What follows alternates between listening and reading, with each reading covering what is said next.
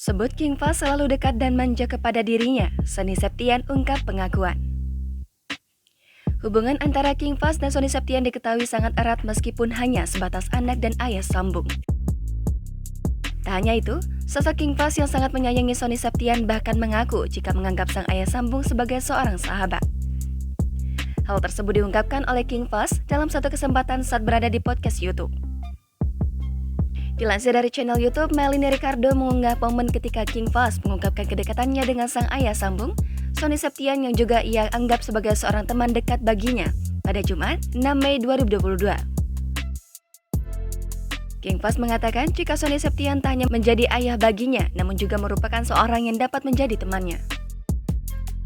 Mendengar jawaban sang putra, Sony Septian lantas memberikan respon.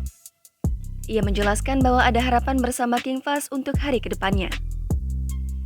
Meski begitu, bukan berarti Sony tak pernah marah dengan King Fahz. Baginya hal itu perlu dilakukan untuk membentuk kedisiplinan pada putra sulungnya itu. Namun, Sony Septian mengatakan jika sikap tegas yang ia berikan kepada King Fahz bukan merupakan hal kasar dan diharap dapat membuat sang putra lebih kuat dalam menghadapi masalah.